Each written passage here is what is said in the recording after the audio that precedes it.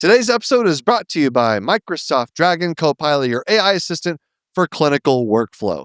Learn about how Dragon Copilot can transform the way you work. Stick around after the episode or visit aka.ms/knock-knock-hi. Again, that's aka.ms/knock-knock-hi.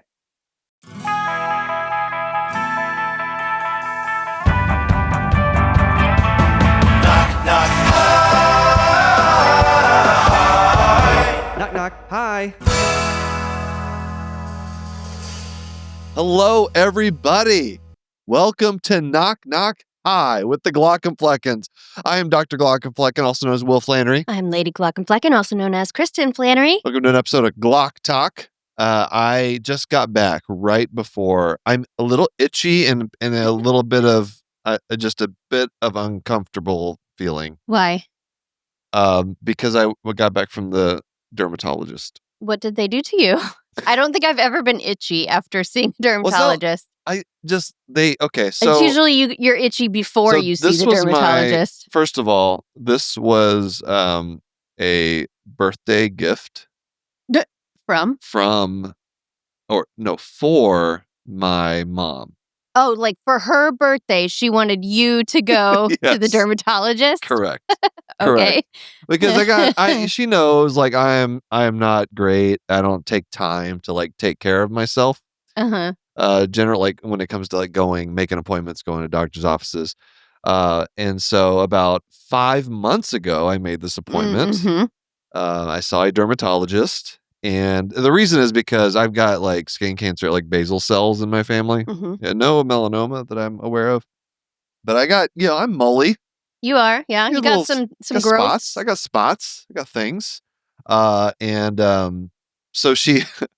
so this is the experience. So I go in, and it's funny whenever you've like when I've been to appointments at my urologist where she walks in and I'm bare ass naked below the waist, Mm-hmm. like butt up in the air, waiting for her to like shove the testosterone into it. Ugh.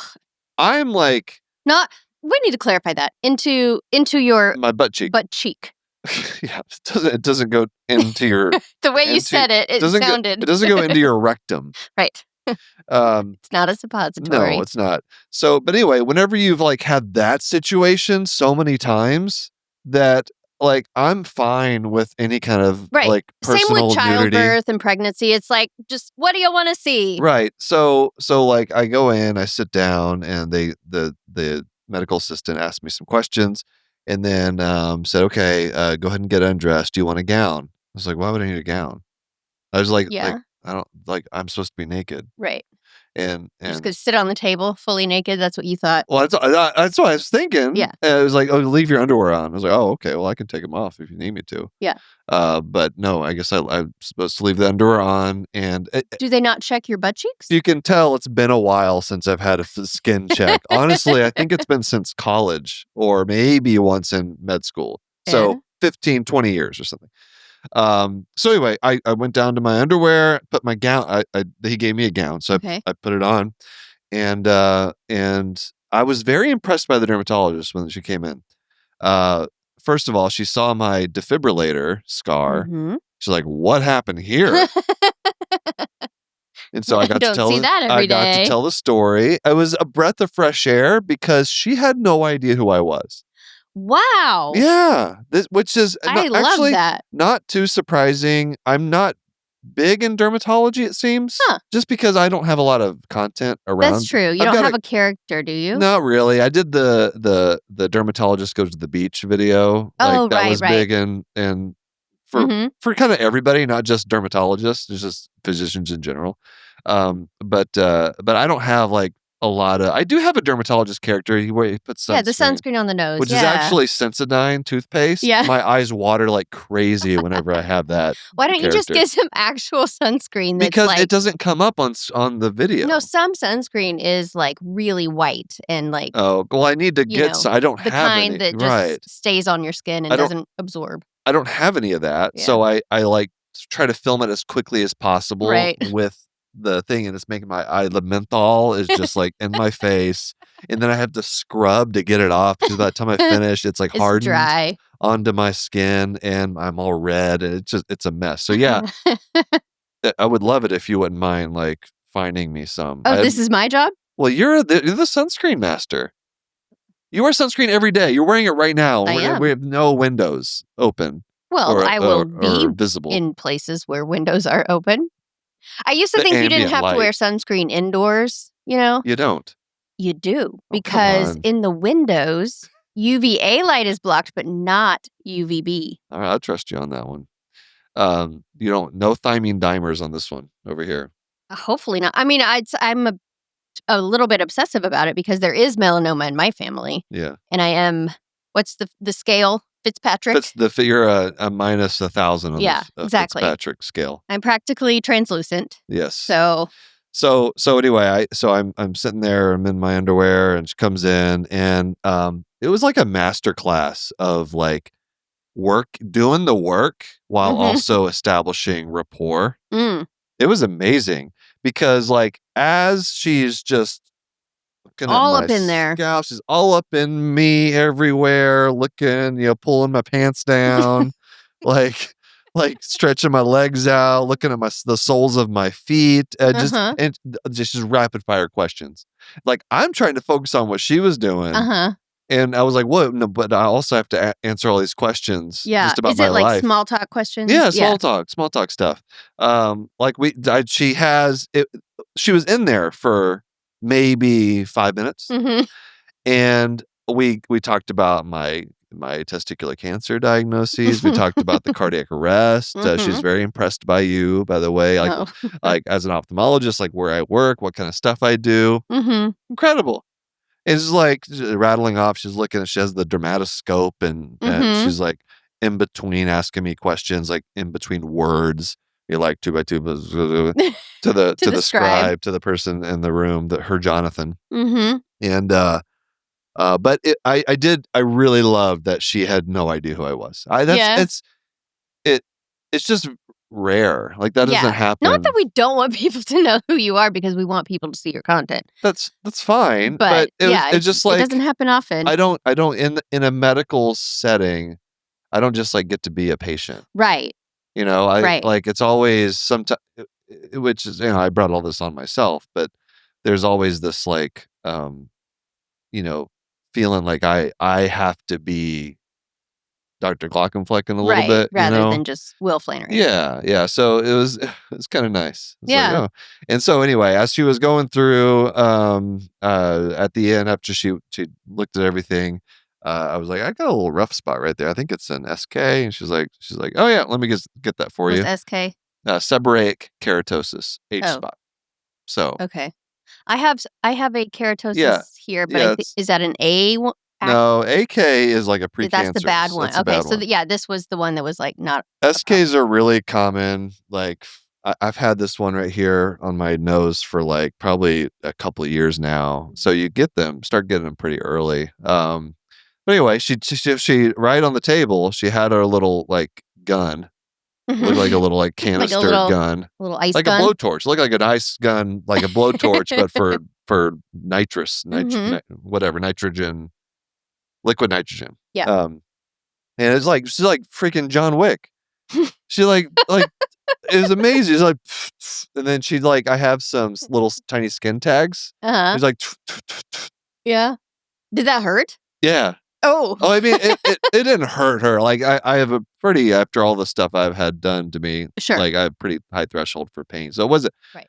But it was maybe like a rubber band snapping kind of a hurt. Yeah, it felt like just for a few seconds, like getting local anesthetic kind of thing. Pinchy. Yeah, and it's like, and she's asking me questions while doing it. It's like, dang, it's amazing. So I got John Wicked. Yeah, the dermatologist version of it. All right. So, well, good. I'm glad you went.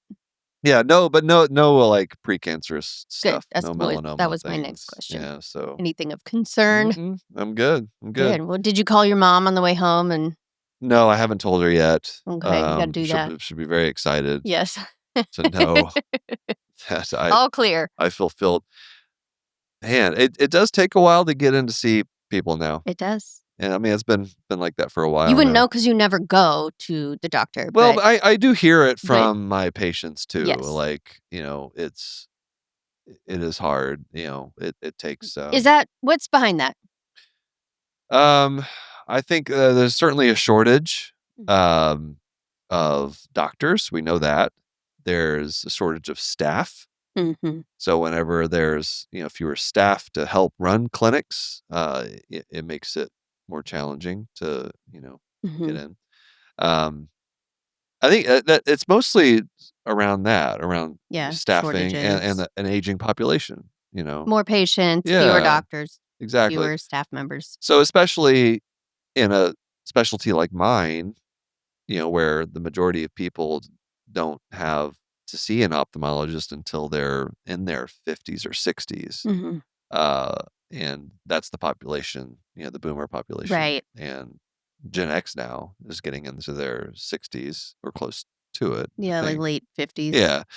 So it's just exploding, right? Mm-hmm. And so we have a lot of patients, and there's not enough hours in the day. I mean, even with seeing the doctors in my practice, we all see 40 patients a day. Yeah. And still, it's hard to keep up with the volume. So right. I do feel bad, but it's like, I don't know what else we can do other than try to make more ophthalmologists.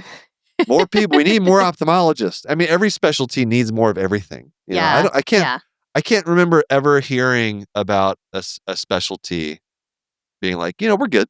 Yeah. Right. We got what we need. We're fine. Like, no need. Like, we got enough of us. Right. I don't know. Is there one? Maybe. But have you ever found it? And actually, we pride ourselves at my practice of like getting people in whenever like stuff goes wrong. Yeah. Like, I can't tell you how many times like a patient comes in with, because in ophthalmology, eyes, there's obviously a lot of overlap with the nervous system in general. Mm-hmm. And so anytime there's like dizziness, more vertigo, like neurologic things that manifest in the eyes, or even just like headache, because headache can present as like pain or pressure around the eyes, behind the eyes. Mm-hmm. 99.99% of the time, it is not an eye problem when when you're dizzy or vertigo or you have headache. A very specific type of headache, like angle closure glaucoma, is devastating to the eye. That's a big time eye problem, but that's very rare, right? But so many times patients will just show up in the eye clinic, not because they think it's an eye problem, but because they couldn't get in to see anybody else. They couldn't get to see the primary. They couldn't get in to see a neurologist. Yeah, so it's just like, you are a physician. So it's like I will go to you. We have the ability, maybe because we have such a focused exam and Is that a pun? No, pun not intended. That it's just easier for us to like get a person in, even though our wait time is still kind of long for like routine exams, but we have spots in our schedule. And I'm not sure other doctors do this. Right. You reserve little spaces. We have, each of us, we have one, sometimes 2 spots in the morning, sometimes 2 spots in the afternoon. Every day. So from 2 to 4 spots every day that we leave open for people who call in and want an appointment. But it's not like to cut the line. It's for like urgent something issues. bad, really. Like when those calls come in, we triage it. Right. We're like, okay, this does sound like maybe it could be a retinal detachment.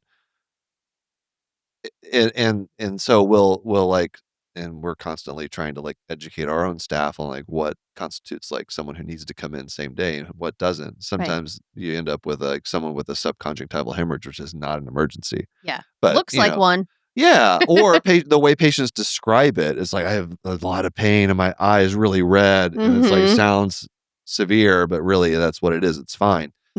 So sometimes it doesn't quite work out that way, but sometimes we do get like actual real emergencies. Right. And so often you'll have the headache, patients with a headache or dizziness or something. And I hear a lot, like, I can't get in to see my other doctor. And so you were able to see me. Interesting. Yeah. And then I got to be like, well, it's not your eyes. I don't really have a good explanation for this. So, right. At least we can check that off the list. I don't know. I feel bad. Like sometimes I don't have an answer because it's outside my area of expertise. Yeah. So I don't know. We got a problem in the healthcare system with the doctor shortage in particular. Hopefully, gee, I wonder why that is. I don't know how to fix it. We've talked about this before, but and we're not going to get into it, but I will show you my Jonathan. Look at this. Has arrived. Look at this, guys. It's here. We have been wanting to do this for such a long time. So for those of you who are just listening and not watching, I am holding up the official Jonathan Bobblehead. This is like a merch idea for like 3 years. Be like, it doesn't make sense. If one of my characters is going to be a bobblehead, it's got to be Jonathan. So I'm going to work him into a skit. Are you? Oh, yeah, I have to, because like family medicine's the obvious one. Like family medicine has wanted a Jonathan for so long. Right. So like now for Christmas, you can buy your family medicine family member. And it's going to be so sad because like my character is like, he's like, oh, can you help me with that, Jonathan? And he's going to go and like, yeah, of course I can, doctor. He can also kind of do a no. Yeah, I think it's pretty good. I'm going to hold him up to the camera here. So go over on our YouTube channel at Glauc and Fleckens. You can. I think it did a pretty good job. They did, and they even got like the zipper and the buttons on his scrubs. Oh yeah, spelled the name. This is a prototype, so we'll fix that. But not quite the right spelling of Jonathan. But it's I'm pretty impressed. good. Yeah, impressed. This was DFTBA that made this. Fantastic. I love it. So we'll come back after the break here and we'll do our medical topic of the day. All right. But are you excited about Thanksgiving? Oh, yes. Yeah, I just love the food holidays. It's brown. It's all the brown food. It is all beige food. It is. You're beige. Right. It's everything you could want except for a few things. Yeah, that is true. No, there are some Thanksgiving meal staples that I do really enjoy, like mashed potatoes. Can't beat mashed potatoes. Mashed potatoes, yeah. I'm not a big fan of turkey, to be honest. Yeah, it's hard to make it. It's like probably not dry. 5th or 6th on my favorite animal to eat. Okay. No, I mean that just begs questions of what's above that. I mean, bacon. Oh yeah. Sausage, chicken. I would put chicken above turkey. Mm-hmm. Beef. Mm-hmm. So pigs, chickens, cows. Pigs, chickens, cow. What did I say? 5th or 6th? Yeah. So I have another one. Pigs, chickens, cows. Oh, you like fish? Yeah. Let's see. I would say I would do salmon over that. I would crab? do. I've never been a huge crab guy. No? A lot of work. Yes. I do like the crab once it's prepared. I don't want to just have to crack open a crab myself. I don't know. My mom loves that. Mm-hmm. I'm not a big fan. Okay, and then would turkey be then after that? Probably never. There's a lot then of you're animals. Just getting into like so I've had octopus and I don't want reindeer, things like that. Yeah, like kangaroo. I had kangaroo in Australia. Did? Yeah. Very gamey, very lean meat. Kind of like venison, maybe? I don't know if I've ever actually had venison before. I mean, I'm pretty sure I have, but never really had venison.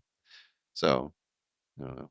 I just you're like feel the like last person to talk about this with. It's true. I made that comparison because kangaroo in Australia are a little bit like deer in America. So, anyway, so turkey, I'll accept it. I like what I do. My strategy for Thanksgiving dinner, I put, because it's all like complimentary foods, except for like maybe a dessert or something. I'll just put it all on my plate. It all gets mixed up together. Yeah. That's when it's good. Yeah, you do that. I do the opposite. That. I separate everything. No, like turkey. It's like, and it ends up like covered in the mashed potatoes and gravy. And see, and I think that's how you're supposed to eat the turkey. That's where it gets its moisture. Yeah, and then the stuffing gets like mixed up into it, and then you take your big roll and you just scoop up some of it and eat it. Yeah, and all of it's supposed to be all together. Not like you do. I mean, it's very efficient. You do Thanksgiving dinner, or not correct? I will not disagree. I mean, I do all food incorrectly, pretty much. You're wrong. You're wrong. I know. It's a problem. I wish that I were not this way. All right. But I do love a roll dipped in the mashed potatoes. Oh, That's my version. You will mix up that. Yeah. Okay. Yeah, that's good. Something. All right, let's take a break. Hey, Kristin. Yeah? You know what it's time for? What? More Demodex Blepharitis talk. Yay! We're not talking about mites today, though. Okay, phew. All right. I've mentioned the crusties. Remember the crusties? The collarettes? Yes, I remember right? It's a telltale crusties. sign of Demodex Blepharitis. I just want to educate people that you can't always see these things in the mirror. Sometimes you need magnification, the equipment we use in the eye clinic to be able to diagnose this. So some people might not even realize it when they have Demodex Blepharitis? Exactly. Often patients don't know they have those crusties and can't connect their symptoms of redness, irritation, itchiness to Demodex Blepharitis. That just sounds like allergies. It can be. It's also a great time right now to make an appointment with your eye doctor before the end of the year when deductibles reset. Oh, good point. Yeah. To see more pictures of crusties and eyelids with Demodex Blepharitis, visit miteslovelids.com. Again, that's miteslovelids.com to learn more. This ad is brought to you by Tarsus Pharmaceuticals. Hey, Kristin, we're going to do something special. What's that?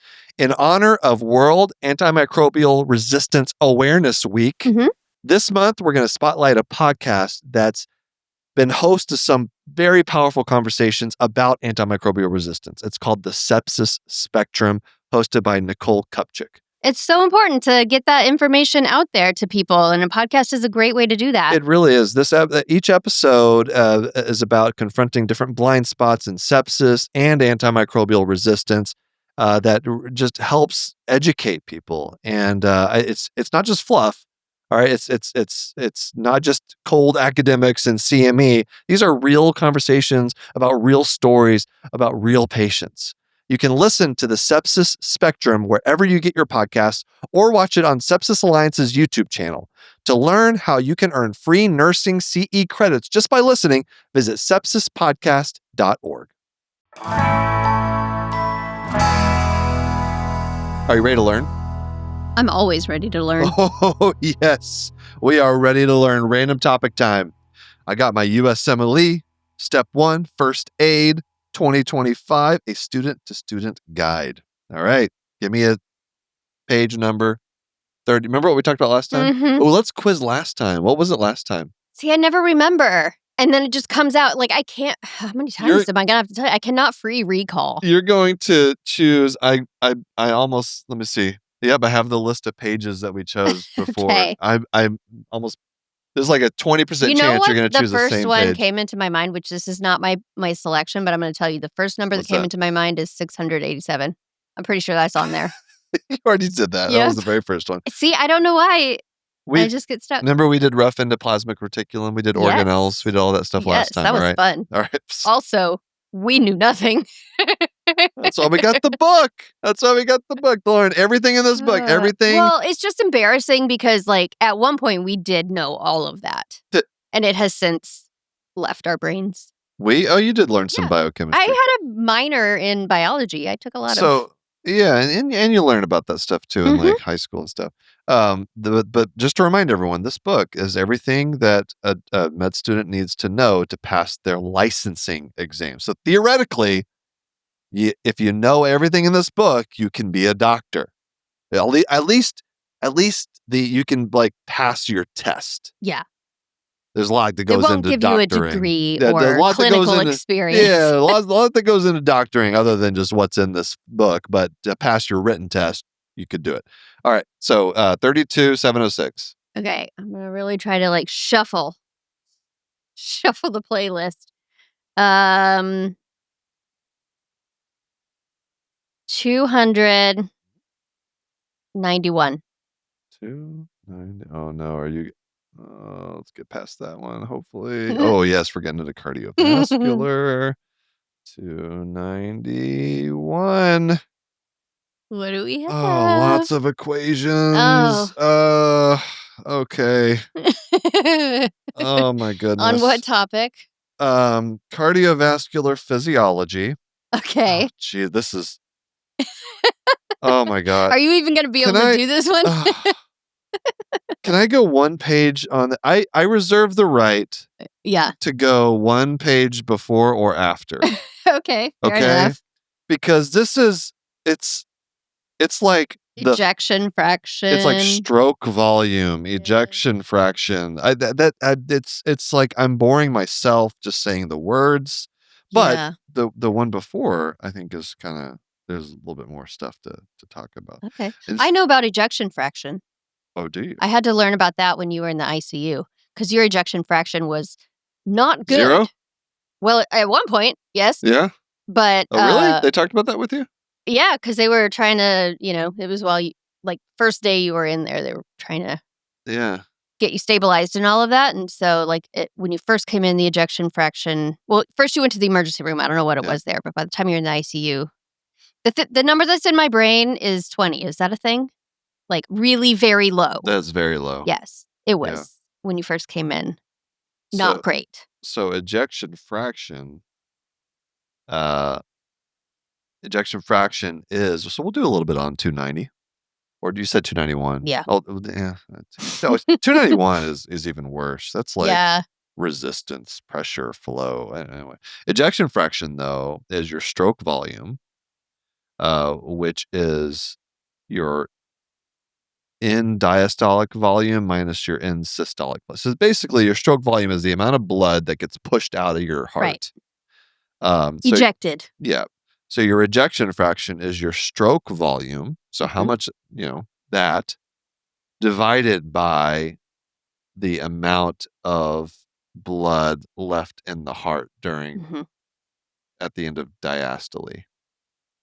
Which is so it's just so it's just like a percentage of. It sounds like efficiency almost. Yeah, it's like the percentage strength and efficiency. The percentage of blood that gets ejected. Yeah. The ejection fraction. Yeah, exactly. You just defined it as itself. So here's some things about ejection fraction. So it's an index of ventricular contractility. So a decrease in your systolic, what is HF? Your probably. There's acronyms that I'm supposed to know. To be fair, that's a very oh my God, ambiguous one. That could be a million things. Yeah, let's not do this. Heart failure. Well, see, that's what I was thinking. Systolic heart function. Heart function? Is that what they're doing HF for? Anyway, all right. It's not important. It's not. I'm just gonna always say anything that it turns out that's not important. All right, let's back it up a little bit. Or anything you don't know. And let me just teach you a little bit about cardiovascular anatomy. Okay. How about that? I like anatomy. Let's do heart anatomy. Okay. There's the cardiovascular system. A lot of stuff.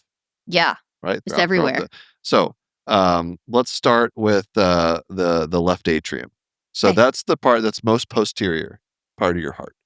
So the way your heart is oriented in your chest. Yeah, it's like at an angle, right? Yep. The left atrium is kind of most in the back. All right. So it's hard to, it's like kind of hidden back there on a chest x-ray. Because chest x-ray, you kind of see it. And, anyway. So when they put the stethoscope on your back, is that what they're looking for? No, it's not, because that's for the lungs. So you still listen to the chest in the front. It's just like, compared to the other heart chambers, the left atrium is more posterior. Right. Yeah. But you have the 4 different spots on your heart. I still remember where those are. Hey. I could look like I know how to do a heart exam still. Yeah, that's why you're Dr. Glauckenflecken. You can look like you know a lot of things.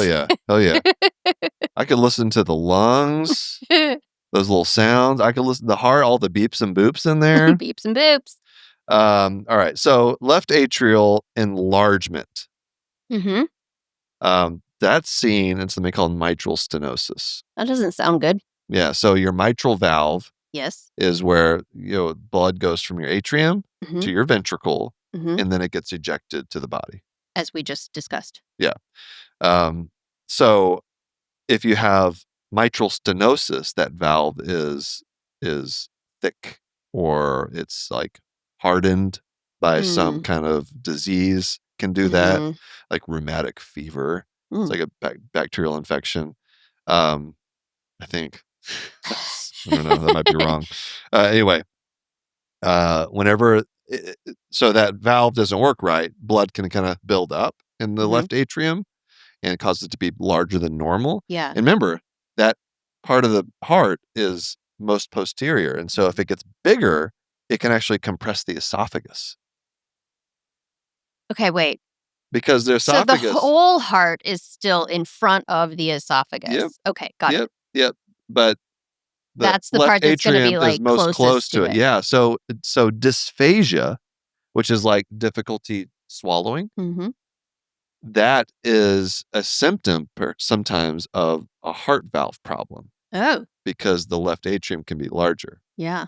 And so sometimes you'll get an echo to look for that kind of thing if someone's having maybe it's part of the workup for dysphagia. Right. If you can't figure out what's going on. You can also, with the same problem, with the enlargement of the left atrium, you can get compression of a nerve. It's called the left recurrent laryngeal nerve. Okay. That kind of travels right around the atrium, the left atrium. And it can cause hoarseness. Because it's going to your larynx. Yeah, exactly. I deduced. Yeah. All right. How about the right ventricle? Let's talk about that one. Okay. And the reason I'm just doing left atrium and the right ventricle is because this page that I'm looking at is a continuation from the previous page. But we're not doing that. All right. So we're just doing two. Plus or minus one. We're just doing two heart chambers here. We should clarify because this is page 288 and I chose 291. I went to 288. So I have the ability to just flip one page. Not one page number. Because we are trying to entertain people. That's right. And that page sucks. The one you chose, awful. Yeah. Awful. All right. I think this is a little bit more interesting. Yeah. So the right ventricle. If you want to hear about the right atrium and the left ventricle, you're out of luck. You are out of luck. You got to go to page 287 in the most recent version of whatever this book is. Maybe one day Kristin will, this is not the way you structure a medical curriculum, but it's the way you do it on a podcast. All right. So right ventricle, that's the most anterior part of the heart. Okay. It's kind of like tilted. It's kind of weird. Yeah. It's at an angle. Yeah. And it's the one that's most commonly injured if you have trauma to the heart. So because it's right there in front. Yeah. It's right there in the front. So you have like a bad, like traumatic myocarditis or something, just kind of hit. Yeah. And I'm wondering if like football players. Yeah, I'm thinking like Damar Hamlin, right. when he got hit in the chest. Yeah. And I wonder if it damaged that part of his heart. Yeah. The left ventricle is this is not an important stat. Left ventricle is it's like stuff like this. Like why would we need to know? Really it says the left ventricle is about 2/3 and the right ventricle is about 1/3 of the inferior cardiac surface. So it's bigger. It's about twice as big. Left ventricle is bigger than the right ventricle. We knew that because the left ventricle, it's got to shoot blood all the way up top and all the way down bottom. It's got a big job. Right? Yeah. Huge job. All right. I do think the left ventricle is a little bit overrated. It's just strong. That's all. It's the orthopedic surgeon of heart chambers. That's what I was about to say. The right ventricle, I think, is a little underappreciated. Okay. Because it's got to get the blood to the lungs. Yeah. Can't survive. That's true. Like technically, you could kind of survive without most of your brain. I guess. You got to have the brain stem. Right. But otherwise, your body would still be alive anyway. Yes. But without the lungs. Yeah. You got to have oxygen. That's a no-go. So I think we are undervaluing So it's the right are ventricle. You saying it's the ophthalmologist of the heart? Well, I properly evaluate ophthalmologists as the most important specialty in medicine, but all right, let's talk about the pericardium. How about that? Yes. So that was a little teaser on the heart. Teaser. Wait, so the left ventricle? All right. No, isn't that what you said? Yeah. Or is ventricle. it the right? No, I said right ventricle. We're talking about the right ventricle. Oh, I think you said left. Okay. Well, anyway. Right so the ventricle right is the most ventricle anterior. is the bigger one. No. Left ventricle is the bigger one. Oh. Yeah. Okay, you're being a confusing teacher. Sorry. Left ventricle is the largest. Yeah. Okay. So I said that but correctly. It's not the one that's anterior. Right. So we switched at some point. Sure. Yeah. Okay. You got it? Well, yeah, but I'm just wondering, trying to remember back when you had your cardiac arrest, if there was, I mean, it would have been, with ventricular fibrillation, it would be the left ventricle that is not working properly, right? Well, that gets to where the electrical system is in the heart. Yeah. So when you have a ventricular fibrillation, it affects both ventricles. Mm-hmm. So it's just because you have this neurologic pathway that kind of goes up through the center of the heart. It just affects everything. The SA node. Yeah, the AV node, the SA node. And so when you have ventricular fibrillation, neither So ventricle, blood's not going out, and it's not it's not being pumped. getting back in. I was just thinking Blood has nowhere of to go. going out because I was thinking of the CPR, right? Like that was what I was doing, was basically being your left ventricle. And right ventricle.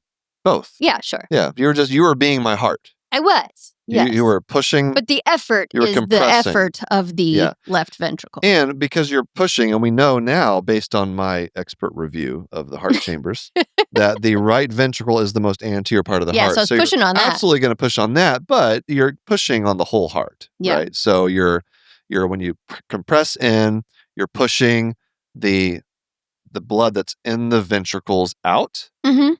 And then whenever you release the pressure during a compression, and you release, then it goes back in. Then the blood can get sucked into the ventricles from the atrium. Right. So, and then just keep doing that. Yeah. I am surprised and slightly disappointed that you have never made the metaphor that I am your heart, because for 10 minutes I was. You're my heart. More ways than one. All right. So can we talk about pericardium? Yeah. Back to All that. right. So the pericardium is, do you know what that is? It would be the tissue around the heart. Yeah, good. It consists of 3 layers: the fibrous, the parietal, and the epicardium of the pericardium. The pericardial space was probably most important because the pericardium itself, you can get pericarditis. That's like something, inflamed. It gets inflamed, and you can have like pain when you're going to take a deep breath because just the friction of the pericardium rubbing, and it's inflamed and stuff. But what's more dangerous is when you have like something that fills the space between the heart and the pericardium. That's called the pericardial space. And it's a very original and so name. you can have like a blood. If you have like a heart trauma or something, you can get blood that fills that space, and that can cause the heart to stop beating. You have a cardiac arrest, and you got to stick a big needle in there. Is that just because there's like, I know. Ugh, that big needle. Constricted. It's like pericardial tamponade. That's what it's called. Yeah. So there's just no room for the heart to beat. Heart can't expand, can't beat, because it's just constricted by either blood. It could be pus. It could. Yeah, it's bad stuff. And pericarditis can cause pain that refers up to your neck, your arms, both shoulders. So, it can present in different ways. That's the pericardium. All right, last thing we'll do is talk about the coronary blood supply. You've been asking me about this. I mean, every day. Coronary blood supply. So just remember the LAD. Left anterior descending arterial artery. Left. You know what? For those med students listening right now artery. that are saying, when am I ever going to use this? I think this is inspiring to med students because it lets them know, hey, look, I am a successful practicing physician, and look how much I'm struggling with this stuff.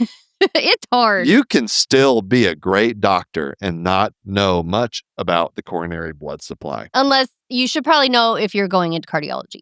Or in any internal medicine. Right. Just if you're concerned you're with the internal organs at all, this is probably very important to you. So the left anterior descending, I do remember the LAD, because if that goes, you're screwed. That's a very important artery. So its branches supply the 2/3 of the interventricular septum, as well as a lot of the left ventricle. And as we already covered, left ventricle, powerful. Yes. Gets blood a lot of places. Right. So, but it needs blood. It needs to blood function. itself. Yes. Yeah. And so whenever your ventricles contract, like some of that blood goes back to itself to supply itself. Mm-hmm. And the LAD is like, that's like the widowmaker. That's like, it's the most common one that's occluded. Does it, occluded. Okay. I was going to say, does it rupture? So when you have a myocardial infarction, you have a blockage, blood can't get to the left ventricle, and then you have your heart attack. If it ruptured, you'd just have like a great big internal bleed. If it ruptured, you'd have pericardial tamponade, maybe even blood inside the heart. I'm not sure exactly where. Probably pericardial tamponade, I'm guessing. Then you also have the posterior descending artery, the PDA. So the LAD, the PDA. PDA does applies the nodes, the SA, the AV node. Mm-hmm. And so if you have an infarction, if you have an MI that affects the PDA, then you can get like heart block or bradycardia, where your heart can't regulate its rhythm very well. Yeah, because the nodes are what is doing that, and they are not being supplied. Exactly. So heart block, there's different degrees of heart block, but basically, like the severest form of heart block, you can have basically the atrium beating independently of the ventricles. Oh. Yeah. And so the less severe forms of heart block, normally the atrium, like the signal, the electric signal goes to the atrium to fire. Mm-hmm. And then right after that, the ventricles. Mm-hmm. But with varying degrees of heart block, it lengthens in time. Like the signal can't go from the atrium to the ventricles. Right. And so that's not as timely of a response. Okay. Complete heart block, they're just totally separated. Okay. So you need the AV and the SA node to regulate that. Yeah. And so if you have a PDA issue in that artery, you might end up with heart block. Bad news. Why do they call it heart block? Because that makes it sound like an occlusion. I don't know. It's just like it's just the thing they call it. No, it's like heart. Well, that's confusing. It's block. It's like a mental block. It's like think of it like that, because it's like your neurons can't fire quite right. Blocked. Yeah, exactly. So you're blocking the electrical impulse. So yeah, okay. I won't belabor the point. Is that fair? It is fair. It's just that it is it's a poor choice. It's confusing. I disagree. I think it makes perfect sense. In the heart, in particular, in the cardiovascular system, it's confusing to say block because we also say blockage. And they are different. Well, I would say in medicine, we don't usually call it a blockage. It's like more of like a blockage. See? More of an occlusion. It's an occlusion. I know, but when you go tell the patient, you're going to say blockage, right? Or you're going to say occlusion, and they're going to say, "What's that?" Okay.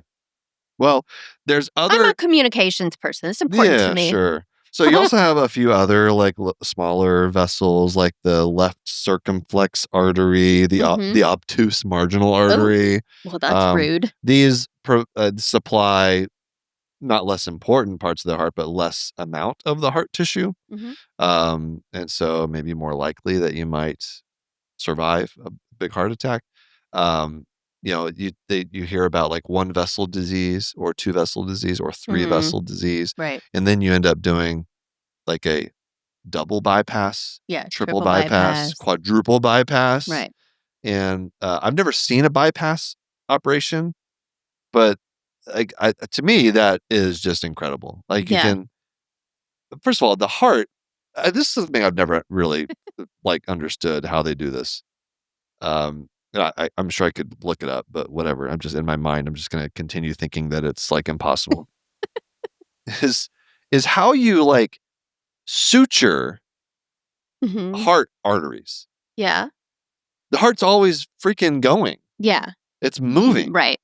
So I'm sure they must have. I'm sure they do. Like obviously that's what cardiopulmonary bypass is, but like, is it? Like, how do you just make the heart stop moving and have that be okay to the heart? Or do they? Do they just do it on... Oh, I mean... do it while it's moving? How do you do that? I don't know. It's moving predictably, right? I'm always yelling, telling patients, stop moving your eye. I can't, you're going to cause, my hand's going to slip if you, maybe keep moving that's your eye why cardiothoracic surgeons are how they are. And incredible surgeons too. Yes, exactly. Yeah. Maybe. So I'm saying like, they're just like really freaking good, maybe. All right. We need to talk to a cardiothoracic surgeon. Yeah. Anybody want to come on the podcast? We got some questions. How do you do this stuff? You know what? Maybe we should be doing these things with a guest. Like, find someone who knows the topic, bring them on so I can ask all my questions. So we can fumble our way through it as they listen to us talk about. No, they would explain it and we would learn. I think it's better if we explain it terribly to them and then they're like, and then they give it back. Like, no. Like, this is what you got wrong. That's not right. Yeah. All right, stop talking about this. You're such an ophthalmologist right now. All that stuff. Mm-hmm. All right, that's it. I think we'll call it a day on the cardiovascular anatomy. Okay. All right, so I like that one. I'm gonna write 281 down. Sorry, it's 288. 288. All right, you can't choose 288 again. And 291 because that one sucked. 288 to 291. This is getting more restrictive by the day. Now a range is blocked. I'm just saying, like, if you really want to talk about cardiac and vascular function curves. No, you're right. I'm good. How do I explain a graph on a podcast? All right. I'm not doing graphs. We're not doing graphs. We did hemoglobin last. That was as close to a graph as I'm going to get with hemoglobin. All right. Starling curves, the cardiac cycle. We could do the cardiac cycle, but anyway. All right. That's it. Fair. Hey, Kristin. Yeah. Holidays are coming up. I know. You know what it's time for? What? Being cozy. That's right. I plan to spend most of this holiday season you love curled coziness. Up. Yes, in front of the fireplace, a good book, these amazing Cozy Earth pajamas. These are the softest things I have ever put on my body. Nice. They're amazing. You're almost as cozy as I am. In your bubble cuddle blanket? With my bubble cuddle blanket.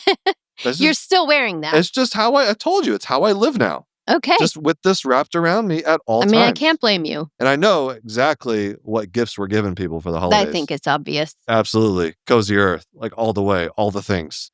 Black Friday has come early at Cozy Earth. Right now, you can stack my code KNOCK on top of their site-wide sale, giving you up to 40% off in savings. These deals won't last, so start your holiday shopping today. And if you get a post-purchase survey, be sure to mention you heard about Cozy Earth right here on this podcast. Wrap the ones you love in luxury with Cozy Earth. That's our episode for today. Thank you. Let us know what you thought. Do you have any corrections for us? I'm sure you do. Any cardiothoracic surgeon people who want to tell us how to suture heart arteries? Tell us how they do that, yeah. Email us, knocknockhi@human-content.com. Visit us on our social media platforms. Hang out with us and the Human Content Podcast family on Instagram and TikTok @HumanContentPods. Thanks to all the great listeners leaving feedback and reviews. If you subscribe and comment on your favorite podcasting app or on YouTube @Glauc and Fleckens, by the way, go check it out. We can give you a shout out. Our audience is growing slowly over there. So we're good steady growth. Yeah, we got like something like 15,000 subscribers or something over there. Something like that. Mr. Wields 74 on YouTube said, "There's a belly button song." You bet your belly button there is. We dropped that. Did we sing the whole thing? Yeah, we did. Yeah. We did? So. All right, you know what? Next episode, we're singing it again. We already did. The whole thing? Yeah. Okay. All right. Well, anyway. I don't know if we did the whole thing. Anyway, yes, there's a belly button song. It's by Joe Scruggs. Joe Scruggs, a lesser known artist. I had a cassette tape growing up. Childhood musician or a children's musician from the 1980s. I still remember some of there. He's wonderful. I have a signed poster by him actually, given to me by my high school girlfriend.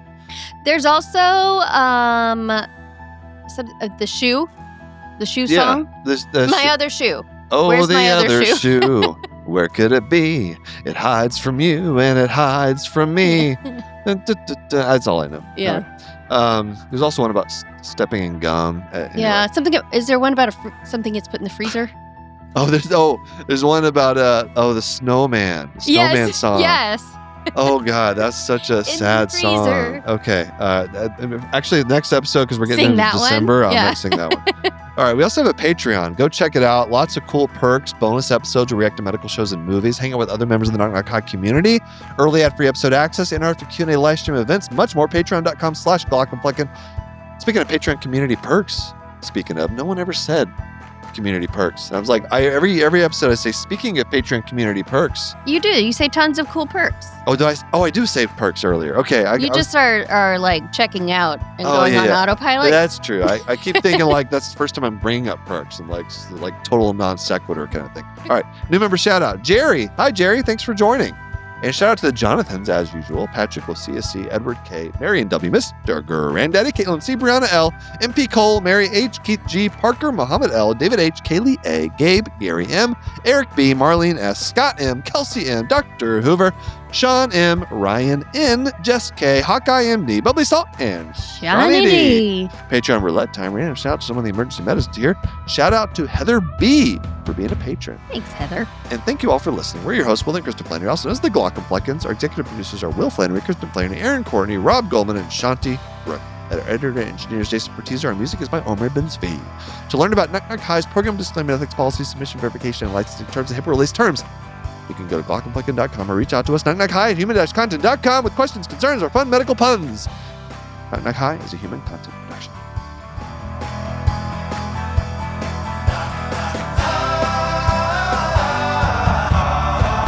Knock, knock, goodbye.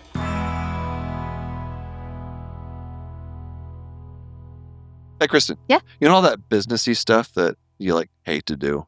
Like all the administrative paperwork? Yes, that's the worst. Just like tasks. Yeah, all the little annoying chores. We have a lot of that in medicine right now. It's awful. Lots of documentation. But it's where Microsoft Dragon Copilot can really help. This is an AI assistant for streamlining workflow, and it helps to automate tasks that are just like you're talking about.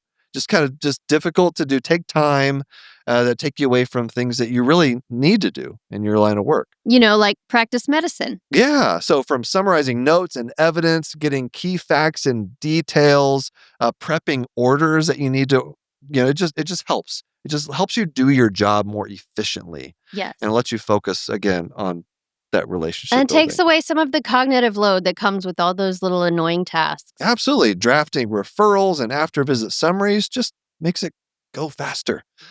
To learn more about Microsoft Dragon Copilot, visit aka.ms/knockknockhi. Again, that's aka.ms/knockknockhi. Thanks for watching the episode. You can find more on that playlist over there. If you prefer to listen or you just had your eyes dilated, you can binge full episodes wherever you get your podcasts. Or join the party over on Patreon, where you get early access episodes, hang out with us, get lots of exclusive bonus content. Help you subscribe, leave a comment below. Let us know what you think.